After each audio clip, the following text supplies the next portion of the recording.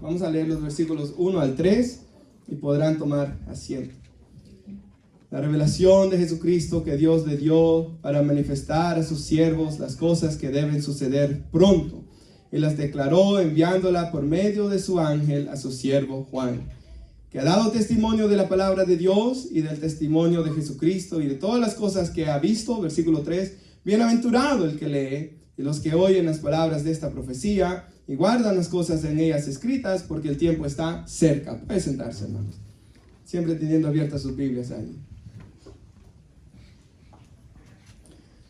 Hermanos, la palabra, ahí en el primer versículo que dice revelación, es la palabra griega apocalipsis. Por eso nuestro libro se llama Apocalipsis. La palabra apocalipsis significa revelación, como se traduce aquí. O también, hermanos, descubrir. Por eso si usted ha visto algunas definiciones de apocalipsis, literalmente dice que significa descubrir un velo para que podamos ver atrás lo que hay. Entonces, hermanos, apocalipsis es la revelación de la segunda venida de Cristo. Apocalipsis nos revela a Cristo resucitado, a Cristo en gloria y cómo va a ser su segunda venida. Hermanos, por ejemplo, en el Antiguo Testamento hay muchas profecías que tienen que ver con Cristo. Como estudiamos el domingo pasado, Isaías 55 y el 53, por ejemplo. En el Antiguo Testamento hay muchas profecías. La mayor parte de ellas, hermanos, se cumplieron en la primera venida, ¿verdad? Todas aquellas, hermanos, que tenían que ver con Cristo sanando enfermos, resucitando, hermanos, a muertos, echando fuera demonios, anunciando las buenas noticias del Evangelio,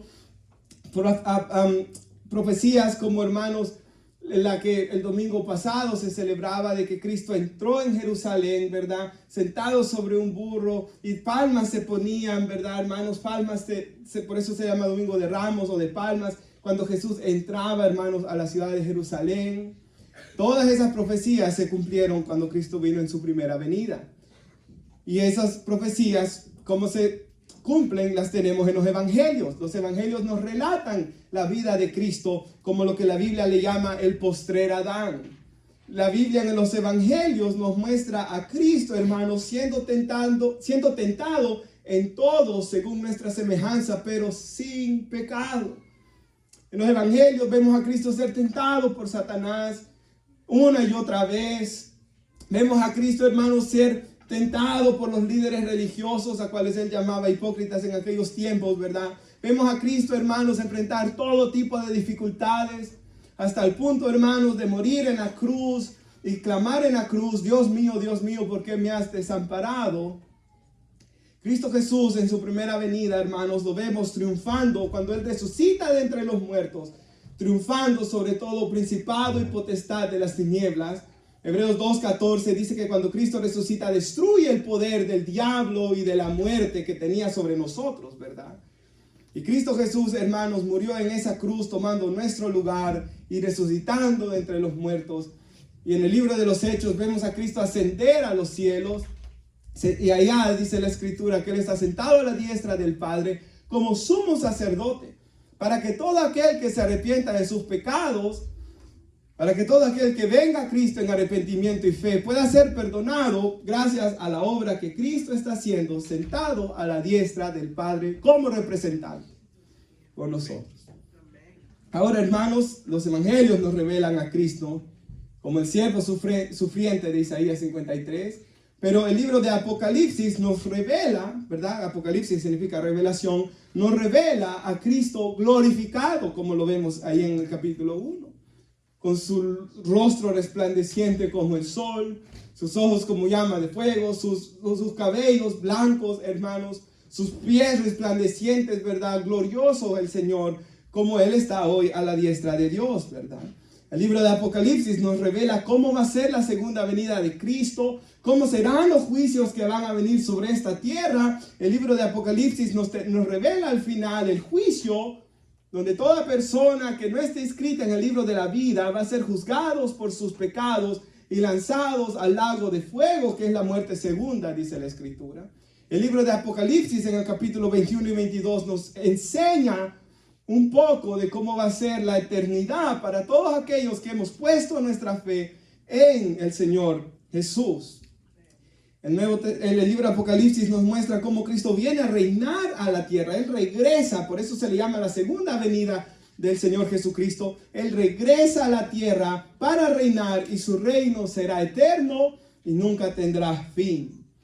Jesús viene a poner fin a Satanás, viene a poner fin al poder de los demonios, viene a poner fin a toda la maldad y el pecado que hay acá. A tal punto que dice la Biblia que el Señor va a hacer cielos nuevos y tierra nueva. Eso es lo que nos revela. Esa es la revelación que dice nuestro versículo 1 de que Jesucristo dio para manifestar a sus siervos. Dice el versículo 3, lo tiene ahí conmigo, hermanos. Bienaventurado el que lee y los que oyen las palabras de esta profecía y guardan las cosas en ellas escritas, porque el tiempo está cerca. Hermanos, todos los que estamos aquí hoy, el Señor nos dice que somos bienaventurados por poder leer lo que estamos leyendo, por poder escuchar lo que estamos escuchando. Y si guardamos lo que aquí está escrito, somos bienaventurados. O sea, si esperamos la venida del Señor, somos bienaventurados hoy. Hermanos, yo sé que a veces, ¿verdad? Las iglesias hoy en estos días, la mayoría están, porque tienen muchos voluntarios ayudando, ¿verdad? Al banco de comida de Maryland, repartiendo comida, y aquí en esta iglesia se hace, y se llena de filas de carros, ¿verdad, hermanos? Que pasan por acá para agarrar comida. Algunas personas porque ciertamente lo necesitan, porque ciertamente están pasando dificultades. Otros porque quieren ahorrar dinero, ¿verdad? Y por eso pasan aquí, no tanto por lo que lo necesitan. Pero hermanos, el Señor dijo en Juan capítulo 6, cuando las multitudes lo buscaban para que Jesús les diera pan, el Señor les dijo, no me busquen por este pan que perece, búsquenme a mí, porque yo soy el pan de vida que desciende del cielo para hacer la voluntad del Padre. En otras palabras, hermanos, sí, Jesús nos enseña a orar por el pan de cada día, pero hermanos, no debe ser esa la motivación por la cual buscamos a Dios, sino que nosotros buscamos a Dios por quien Él es, ¿verdad, hermanos? Porque somos bienaventurados de estar en Cristo, bienaventurados de leer su palabra, y debemos dar gracias a Dios por lo que cantaba nuestro hermano en la última alabanza, que Él nos dio esa entrada al lugar santísimo para adorarlo, ¿verdad? Por su sangre tengo entrada hacia el trono celestial, dice. Puedo entrar confiadamente hacia ti. Inspirado en Hebreos 4, esa parte de esa alabanza. Hermanos, nosotros debemos dar gracias a Dios de lo bienaventurado que somos de estar en Él. Y debemos guardar su palabra. La Biblia dice en Esdras 7:10 que este hombre, la mano de Dios estaba con él, la bendición de Dios estaba sobre él, porque Él dispuso su corazón. Oh, hermanos, ¿cuántos acá tenemos un corazón dispuesto a Dios? Dime cuánto tiempo pasas con la palabra de Dios y te diré cuán espiritual eres, dijo alguien. Hermanos, nosotros podemos mentir, ¿verdad? Que somos hombres espirituales, mujeres espirituales. Pero hermanos, es cuánto tiempo, ¿verdad? Pasamos con Dios, cuánto anhelamos escuchar su palabra, leer su palabra, porque hermanos, aquí hay una bienaventuranza para todos aquellos que la leen, que la escuchan, que renuevan sus mentes y que piensan bíblicamente y no conforme este mundo piensa. Hermanos, ciertamente somos bienaventurados. Y dice el versículo 3, porque el tiempo está cerca. La Escritura enseña, hermanos, que el día y la hora nadie lo sabe. Charles Russell, el fundador de los Testigos de Jehová, puso como 3 diferentes fechas para la venida de Cristo y fracasó y fracasó y fracasó. Y todos los que han querido poner fechas, ¿verdad? Y yendo en contra de lo que el Señor Jesús dice, que el día y la hora nadie lo sabe.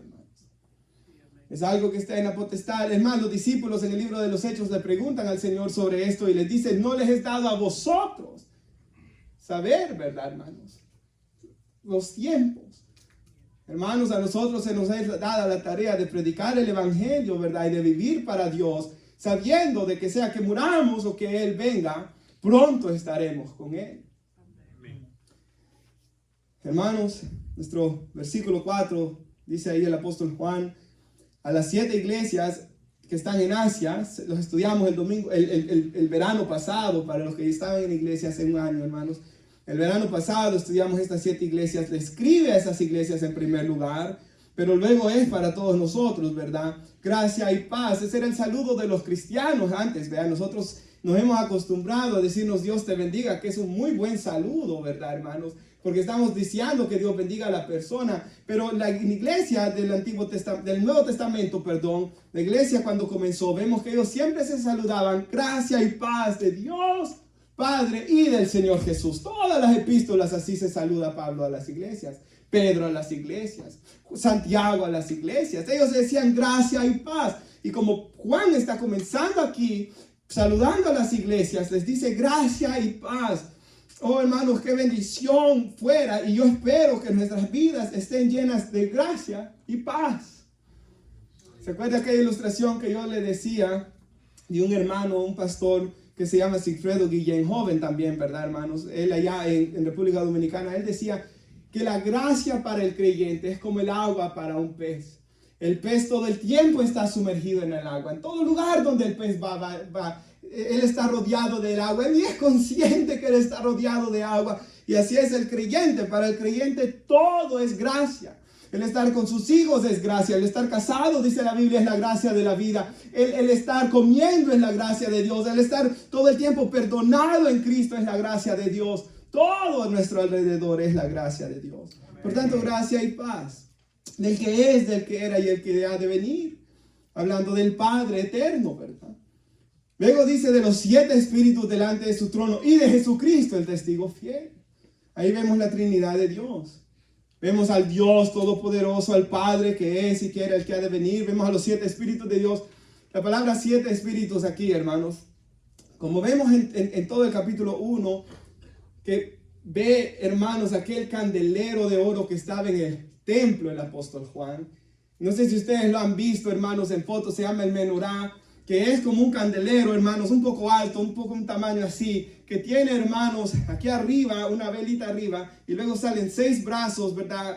3 a cada lado, teniendo 7 velitas prendidas. Esto estaba en el templo de Jerusalén, como simbólico, hermanos, de la plenitud de la presencia de Dios.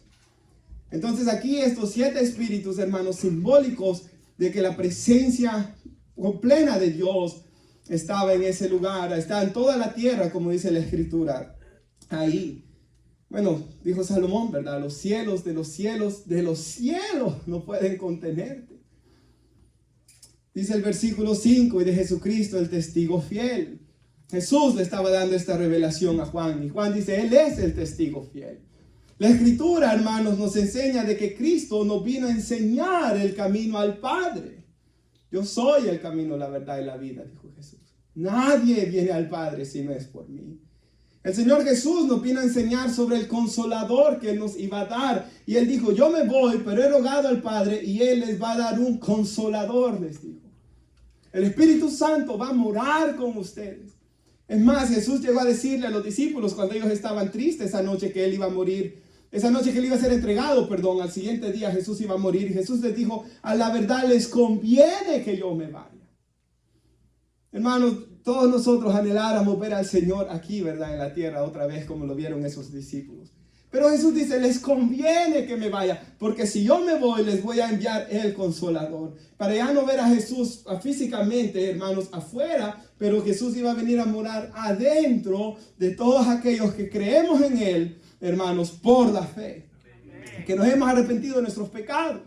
Y que hemos venido a confesarlo como Señor. La palabra Señor en griego es kurios, dueño y amo de mi vida. O sea, cuando alguien se arrepiente y dice, hasta aquí, Dios, yo ya no voy a vivir mi vida conforme a lo que yo quiero. Yo me rindo a ti para que tú cambies mi vida y cree en Jesucristo, ¿verdad, hermanos? Todo aquel que invocar el nombre del Señor será salvo. Romanos 10:13. Y el Espíritu de Dios vendrá a morar en él. Hermanos, dice aquí que Él es el primogénito de los muertos. Hermanos, el primogénito de los muertos porque Él tiene preeminencia, dice en Colosenses 1. Ahora, hermanos, nosotros vemos en el Antiguo Testamento que bastante gente resucitó antes de Cristo. Elías resucitó a alguien, Eliseo resucitó a alguien, Jesús resucitó a bastantes personas antes de que Él resucitara. Lázaro, por ejemplo, el hijo de aquella mujer, hermanos, que Cristo resucitó. Pero la diferencia es que todos ellos resucitaron y volvieron a morir, porque resucitaron igual con el cuerpo que nosotros tenemos hoy. Pero Cristo, hermanos, fue el primero en resucitar. Y como dice Romanos, la muerte ya no se enseñorea más de él. Él venció la muerte con su resurrección, hermanos. Él resucitó con un cuerpo glorificado, dice la Escritura. Y él es primicias de lo que nosotros vamos a hacer. El pasaje que leía Daniel cuando antes de cantar esa alabanza: si Cristo no resucitó, vana sería nuestra predicación, vana sería nuestra fe. La resurrección de Cristo es algo tan clave e importante porque Él resucitó. Dice Romanos que el Espíritu que resucitó a Jesús de entre los muertos nos resucitará a nosotros también. Y si pueden poner nuestro hermano Cristian, Hebreos 9, y mírenlo en las pantallas, hermanos. Así como está decretado, dice, esto es un decreto de Dios, que los hombres mueran una vez y después de esto el juicio. Hermanos, la palabra de Dios nos muestra, ¿verdad? Como todos nosotros sabemos también, un día nosotros vamos a partir de esta tierra, ¿verdad? Ninguno de nosotros es eterno, hermanos. Y ninguno de nosotros sabe, nadie se levanta, ¿verdad?, pensando, este va a ser mi último día, a menos que quiera cometer un suicidio. Nadie se levanta así. Si bien cuando usted escucha a algunas personas que cuentan de que antes que muriera un familiar había algo extraño, hubo un último saludo, ¿verdad? Algo así, hermanos. Ciertamente nadie sabe, así como nadie sabe el día y la hora que Cristo viene, nadie sabe el día ni la hora que nosotros vamos a partir, tampoco. Por eso es que debemos estar a cuentas con Dios. Porque después dice aquí la palabra de Dios que viene el juicio.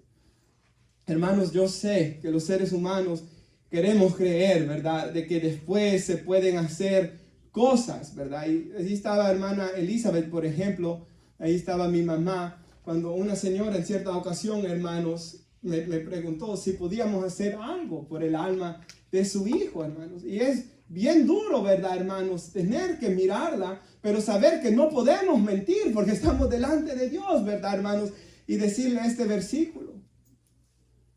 O que Dios haya tenido misericordia de él, ¿verdad? De alguna forma, hermanos, como aquel ladrón que murió en la cruz. Si él habrá escuchado el evangelio, pero ciertamente ahí, hermanos, ya es solo Dios y las personas, ¿verdad? Nadie de nosotros puede venir a decir en esos casos, pero lo que sí podemos decir es que es necesario morir a cuentas con Dios, ¿verdad?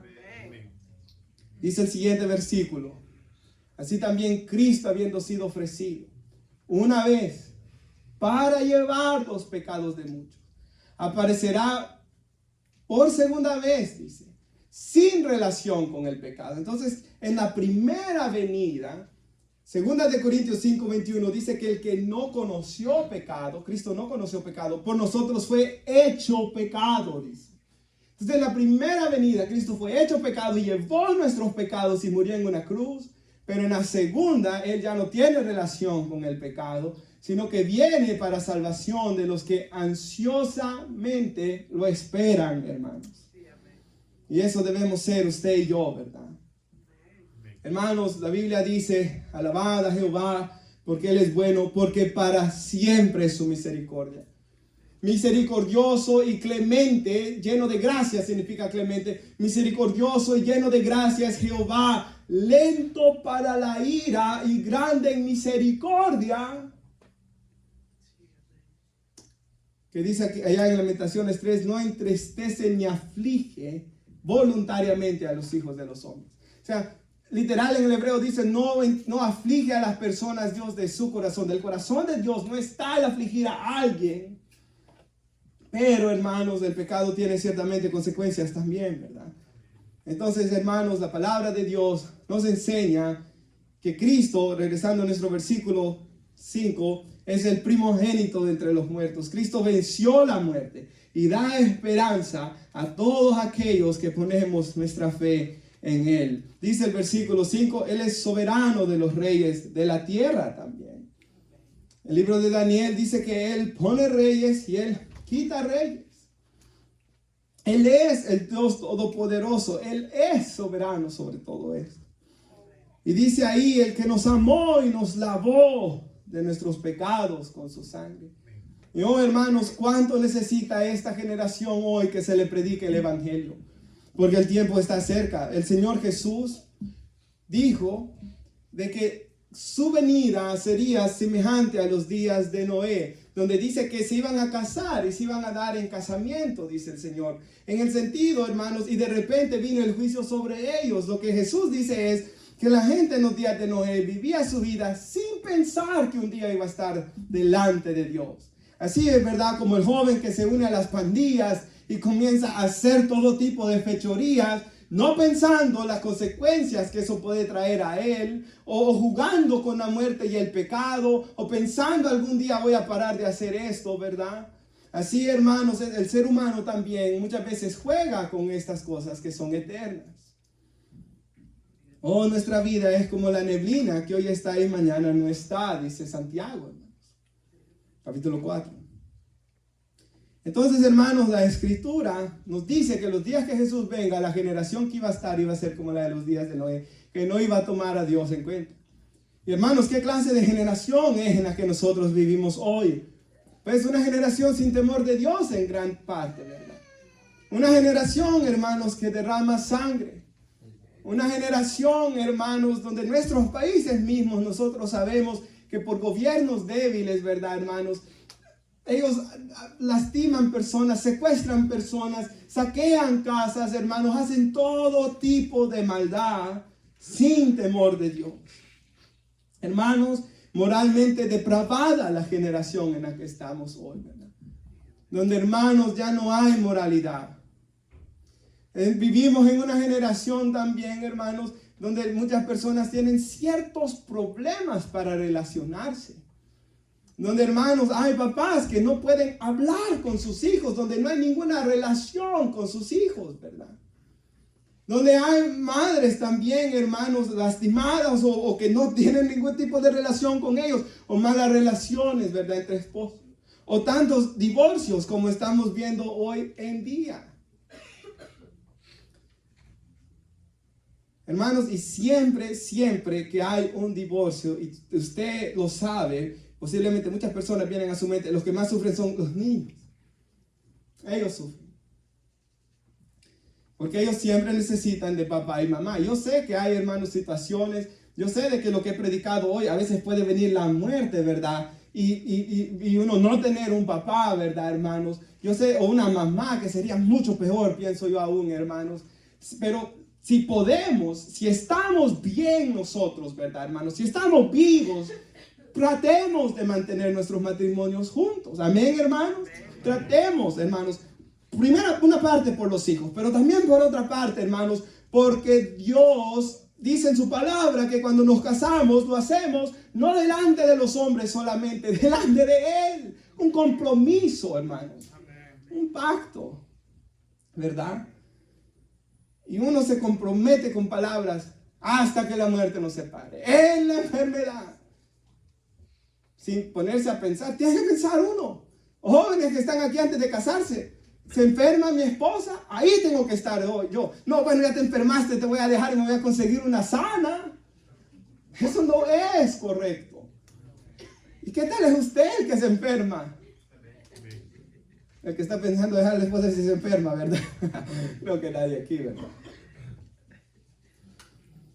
Hermanos, vivimos en una sociedad materialista y que está llena de ansiedad porque está lejos de Dios.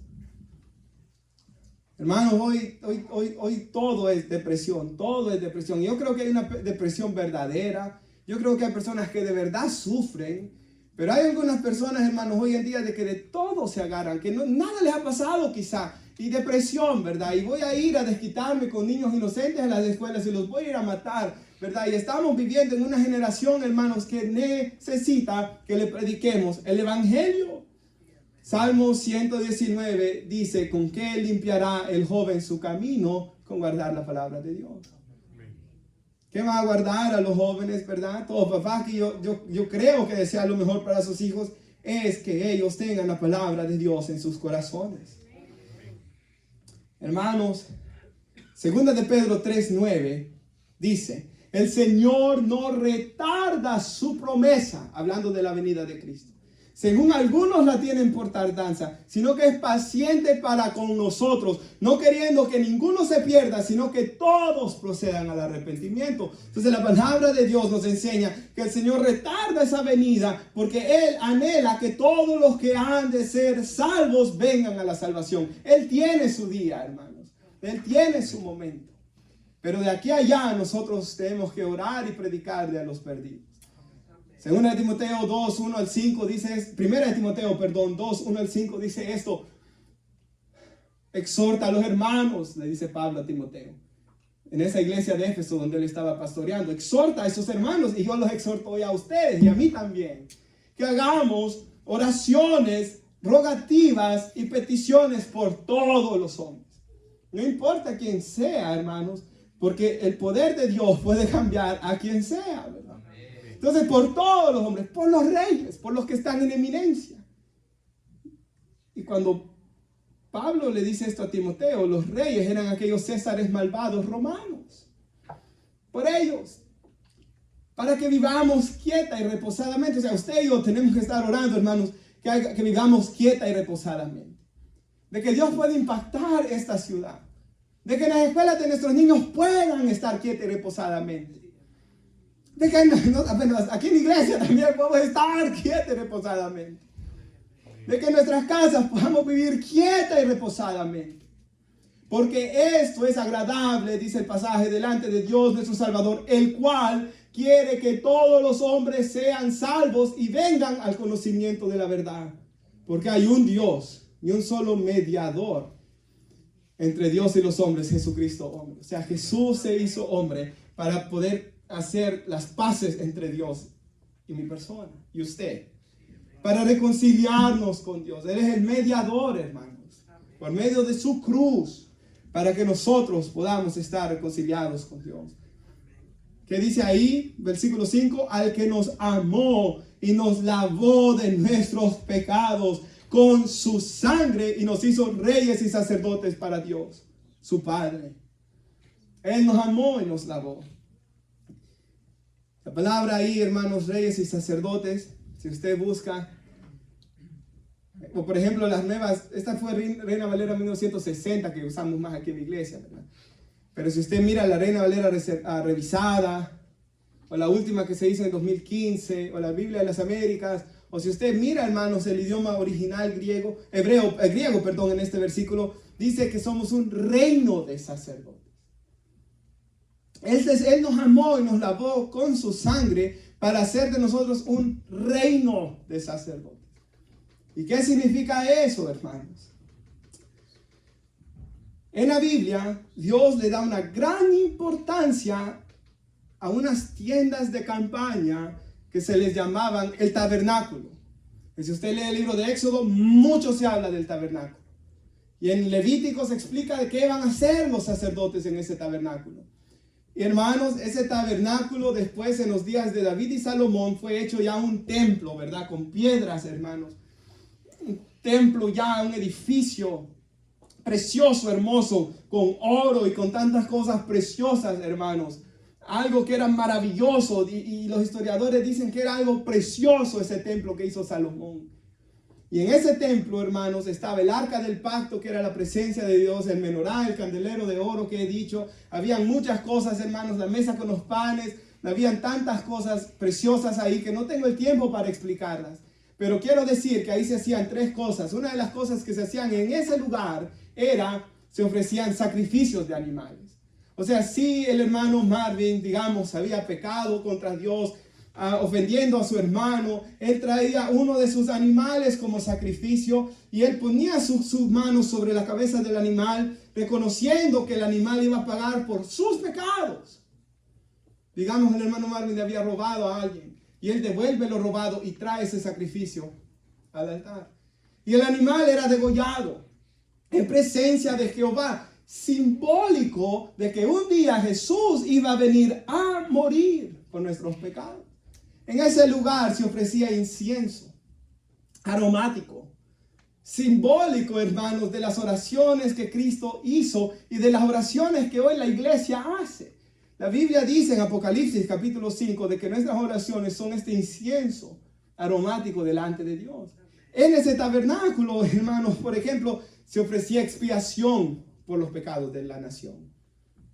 Una vez al año se traía expiación y el sumo sacerdote, dice el libro de Hebreos, una tan sola vez. Imagínense, hermanos, si yo, digamos, fuera el sumo sacerdote y sé de que este día es mi día, voy a entrar ahí. Si entraba en pecado iba a morir yo ahí adentro.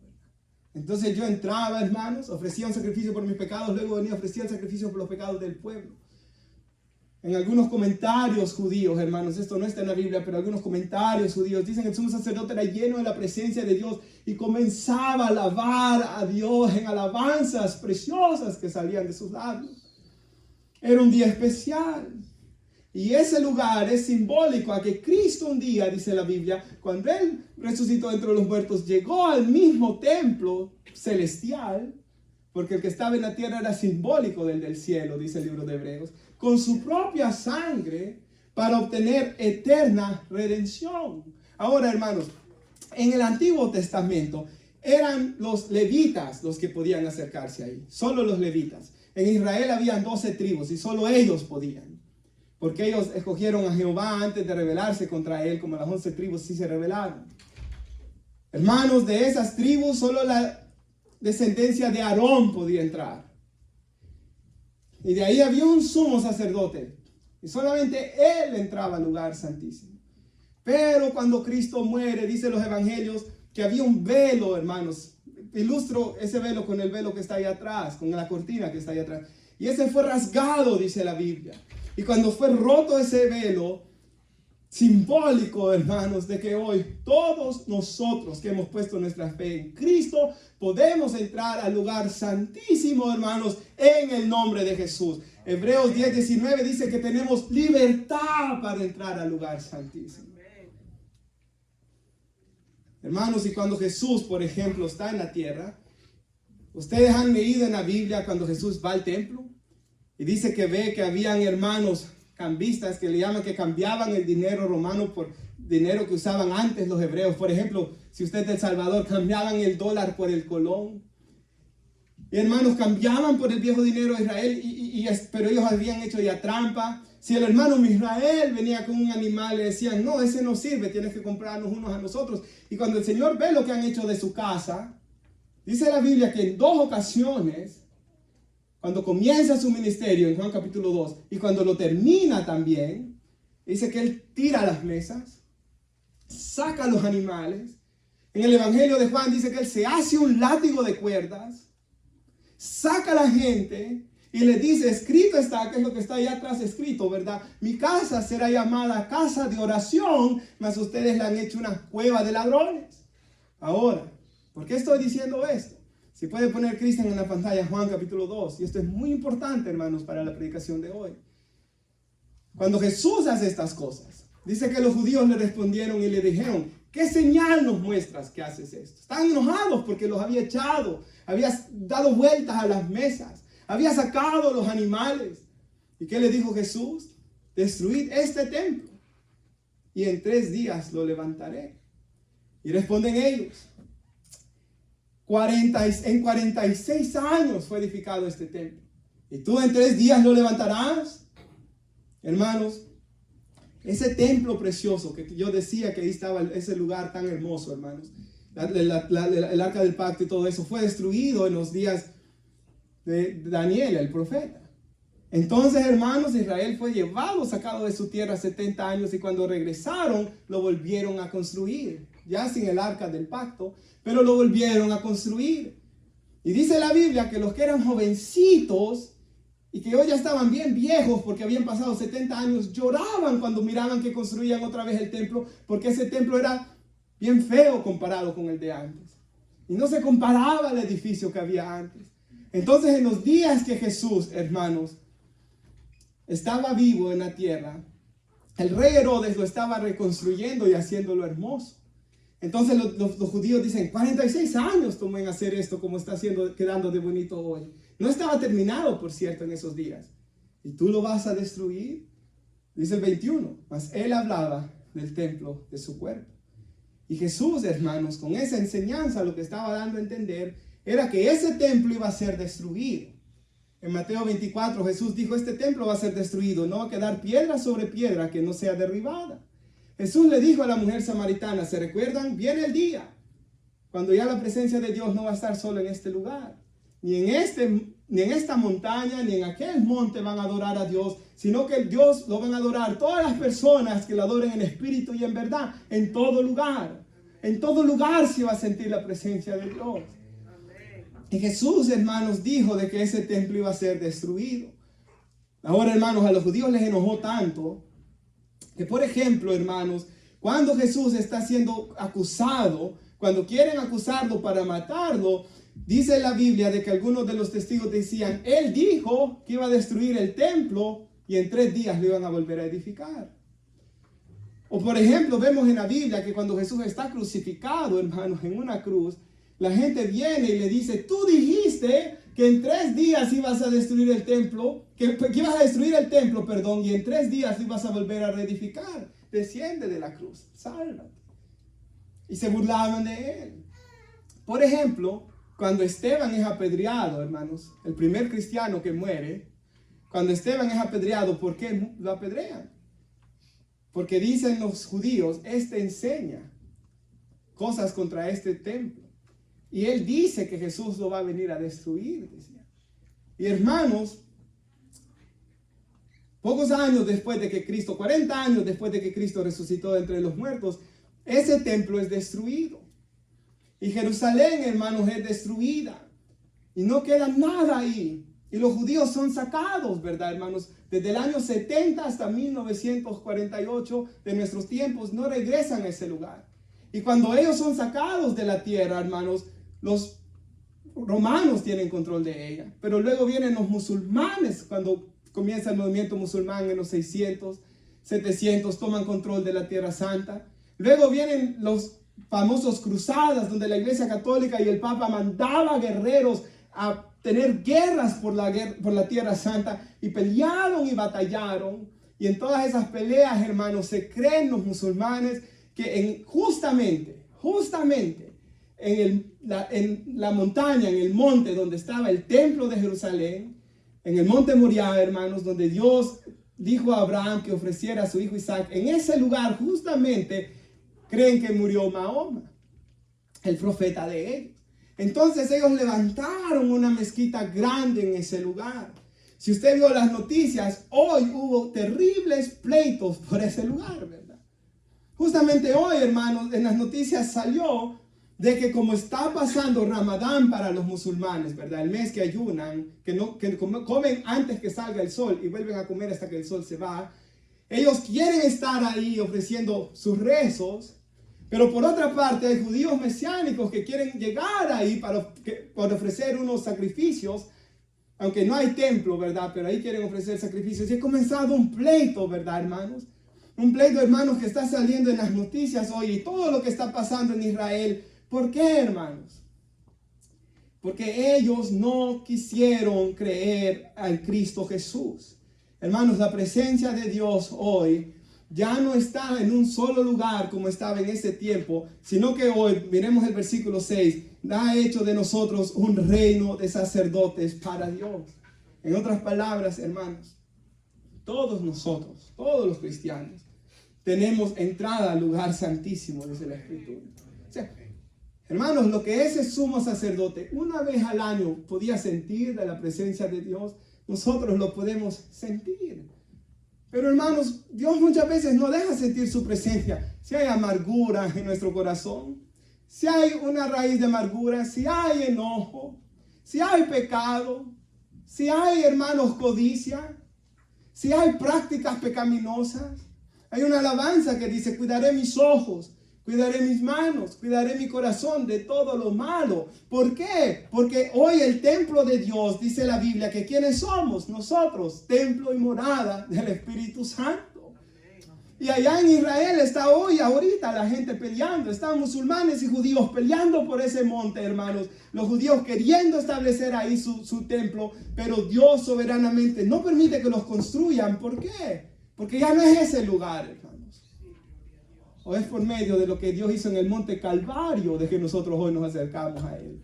Es por medio de su cruz que nosotros nos acercamos a Él. Y Él nos amó y nos lavó de nuestros pecados con su sangre y nos hizo un reino de sacerdotes. ¿Qué significa esto, hermanos? Que Él nos llama y nos lava para que nos acerquemos a Él. Jesús dijo, ninguno que venga a mí yo le echo fuera, ¿verdad?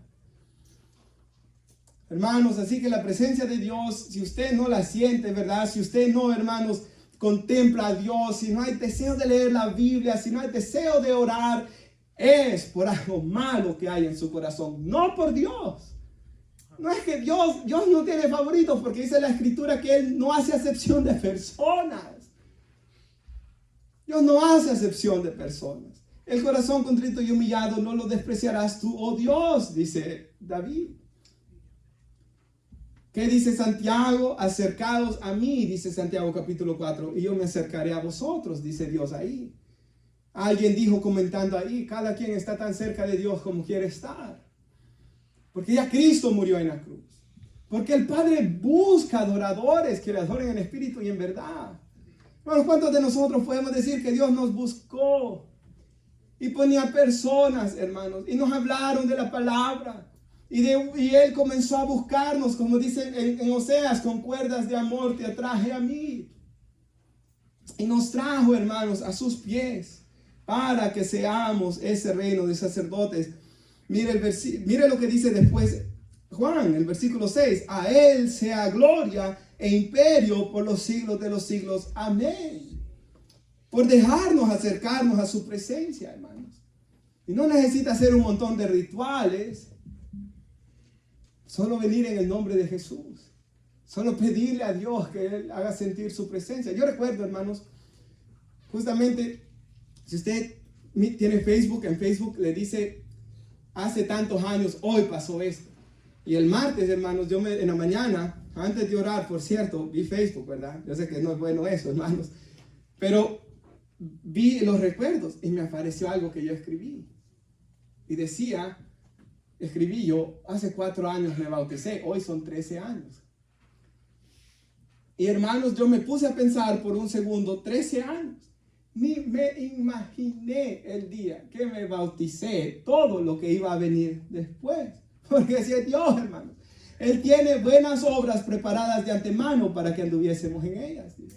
Él tiene, hermanos, un plan para nuestra vida. Él tiene personas que íbamos a conocer. Buenas y malas, por cierto, hermanos. Pero todas Dios las ha usado. Las malas, hermanos, así como aquellos malvados hermanos de José, de que lo vendieron y le hicieron el mal. Y dijo José, todo el mal que me hicieron, Dios lo usó para bien. Hay malvados que Dios los ha usado para bien.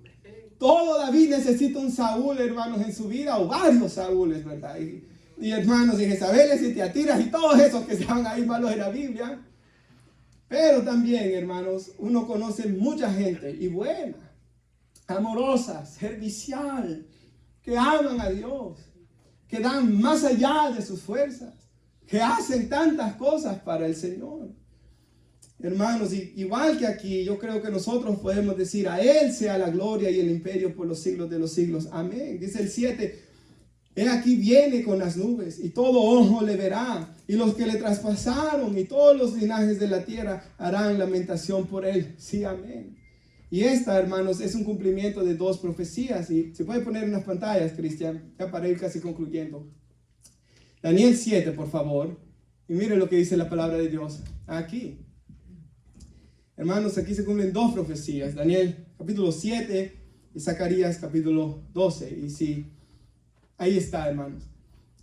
El profeta Daniel está viendo los reinos de los fines de los tiempos, del fin de los tiempos. Y cuando él mira estas cosas, dice antes de este versículo que él mira a un anciano de días, que es el Padre, hermanos, en su gloria. Y dice que él sigue mirando en las visiones nocturnas y en las nubes del cielo, igual como dice nuestro pasaje, venía uno como hijo de hombre. ¿Cuál era el título con el que Jesús más se refería de sí mismo en los evangelios, hermanos? El Hijo del Hombre. Por este pasaje bíblico que estamos leyendo acá.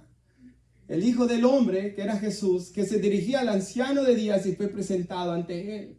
Y esto es simbólico de cuando Cristo llega con su sangre. Y dice el siguiente versículo. Y le fue dado a Jesús dominio, gloria y reino para que todos los pueblos, naciones y lenguas le sirvan. Su dominio es dominio eterno que nunca pasará y su reino uno que nunca será destruido. Y se puede poner Mateo 26. Mira acá cuando Jesús está siendo interrogado, en ese juicio antes que él muera. Todo lo que lo acusaban, dice que Jesús callaba. Entonces el sumo sacerdote le dijo, te conjuro para hacerlo hablar a Jesús, por el Dios viviente, que nos diga si eres tú el Cristo, el Hijo de Dios. Y mire lo que contesta Jesús, tú lo has dicho. Y además os digo que desde ahora, y Jesús cita el pasaje, veréis al Hijo del Hombre sentado a la diestra del poder de Dios, viniendo en las nubes del cielo. Jesús, hermanos, dice la Escritura que Él va a venir de nuevo en una nube celestial. Esa nube es la nube conocida como el Shekinah, ¿verdad, hermanos? La gloria de Dios, la nube de la gloria de Dios. Y Él vendrá así. Y dice nuestro pasaje que todo ojo le verá. Y los que le traspasaron y todos los linajes de la tierra harán lamentación por Él. Y se puede poner como último Zacarías. Mire lo que dice aquí. Y derramaré sobre la casa de David y sobre los moradores de Jerusalén. Esos que están ahorita peleando. Esos que no quieren venir a Cristo allá en Jerusalén, que rechazan al Mesías, ¿verdad?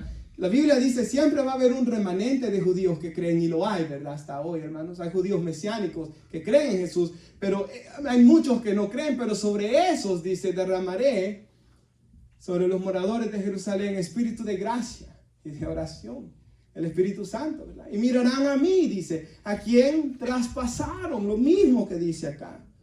En ese día, hermanos, Israel va a ver, es Israel que sigue peleando hoy, que está en tanto conflicto, ¿verdad, hermanos? La misma capital está dividida, hermanos. Ellos van a llorar como se llora. Imagínese usted, hermanos, una persona que tiene un hijo y lo pierde. Como esa persona dice que pierde un hijo unigénito, ellos van a llorar afligiéndose como quien se aflige por su primogénito. Entonces, la nación de Israel, ese día, cuando miren al Señor y Dios les conceda la salvación a esos que estén vivos en ese momento, ¿verdad? Romanos 9 al 11 enseña esto. Ellos van a llorar por todo lo que han sufrido. Y así es el hombre, hermanos. El hombre sufre por su rebelión contra Dios. Esa es la razón. Como dijo Jesús, no quieren venir a mí para que yo los sane, dijo. El hombre muchas veces sufre por su propia rebelión. Pero ¿qué dice, hermanos? No solo Israel, el versículo 7, todos los linajes de la tierra harán lamentación por él. Pero será demasiado tarde, hermanos. Y ellos se van a lamentar, pero ya será demasiado tarde. Por tanto, para concluir, si va conmigo a Apocalipsis 19, al versículo 11, miraremos unos últimos versículos que nos hablan de la venida de Cristo. Apocalipsis 19, 11. Entonces vi el cielo abierto, dice Juan, y aquí un caballo blanco, y el que lo montaba se llamaba Fiel y Verdadero, y con justicia juzga y pelea.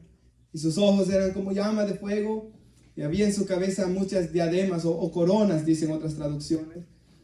Tenía un nombre escrito que ninguno conocía sino él mismo.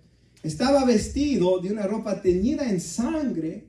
Y yo siempre que leo eso, no se me olvida un comentario que una vez leí en una Biblia, hermanos, de estudio.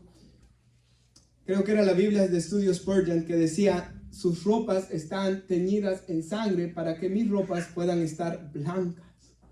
Como dice más adelante, lavadas en la sangre del Cordero. Su ropa estaba teñida en sangre, recordando su muerte en la cruz, ¿verdad? Su nombre, lo que leía nuestro hermano al principio, el Verbo de Dios. Y los ejércitos celestiales, vestidos de lino finísimo, blanco, mire cómo vamos a estar nosotros, hermanos, y limpio, le seguían en caballos blancos. De su boca sale una espada aguda para herir con ella a las naciones. Las regirá con vara de hierro, hablando del poder de Cristo, ¿verdad? Las pisa y él pisa el lagar del vino, del furor, de la ira del Dios Todopoderoso. Cristo viene a castigar a toda la maldad que hay en este mundo, ¿verdad? Y en su vestidura y en su muslo, dice el 16, tiene escrito este nombre. Él es Rey de Reyes y Señor de Señores. Y se va a Apocalipsis 21, ahí cerca al 7. El que venciere, dice, ahí cerquita, 21:7.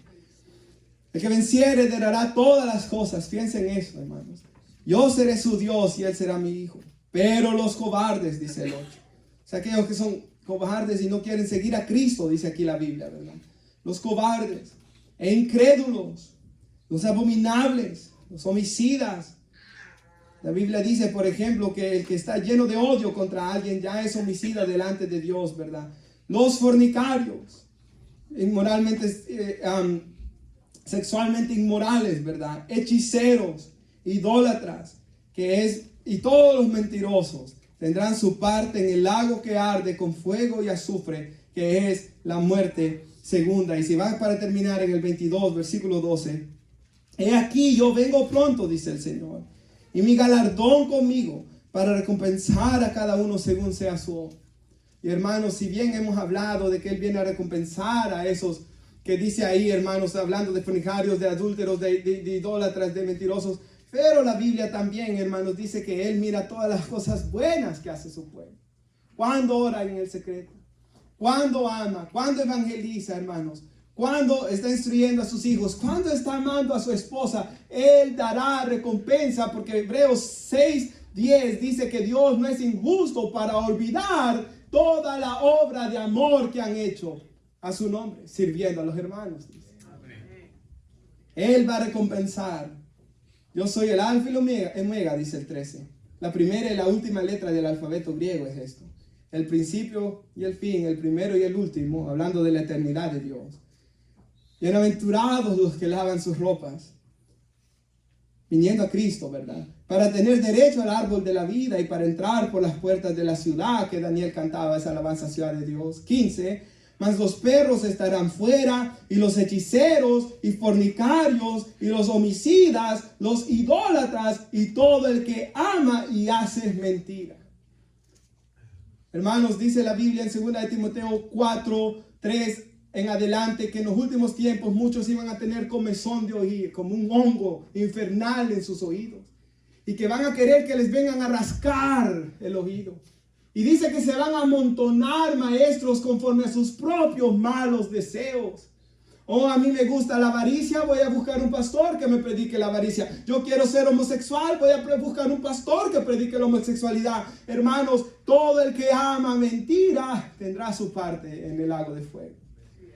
16. Nosotros somos llamados a predicar la verdad de la palabra de Dios, hermanos. Porque sabe, hermanos, es fácil, ¿verdad?, predicar lo que no está en la Biblia, porque al hombre no le gusta la palabra de Dios, y llenar este lugar. Pero hermanos, ese no es el propósito de Dios, porque lo que el Señor quiere que se llene es su casa, hermanos, el cielo, esa ciudad de redimidos. Hermanos, la sociedad misma necesita un cambio, ¿verdad? Nosotros hemos venido a Cristo porque anhelamos que Él cambie nuestras vidas. Y eso viene por medio de la predicación de la palabra. 17. Y el Espíritu, dice, el Espíritu Santo y la esposa, que es la iglesia. ¿Qué debemos decir? Ven. Y el que oiga debe decir, ven. Y el que tiene sed, venga. Y el que quiera, tome del agua de la vida gratuitamente. Jesús dijo, todo el que tenga sed, venga a mí y beba. Él va a darle a beber de su Espíritu. Versículo 20, para ya concluir. El que da testimonio de estas cosas dice, que dice el Señor Jesús, ciertamente vengo en breve. Amén. Sí, ven, Señor Jesús. La gracia de nuestro Señor Jesucristo sea con todos ustedes. Amén. Nos ponemos de pie. Y damos gracias a Dios, hermanos, por su palabra. Meditando en la segunda venida de Cristo, ¿verdad? Ese momento que Cristo viene por su iglesia, y eso tal vez el próximo domingo, hermanos, hablamos más de la iglesia, pero hoy hemos hablado más de cómo Él viene a traer juicio, hermanos, en el día de su segunda venida, ¿verdad? Padre, le damos gracias por su palabra. Gracias, Señor, porque somos bienaventurados de leer lo que aquí se está leyendo hoy. Somos bienaventurados de escuchar de que usted vino a morir por nosotros.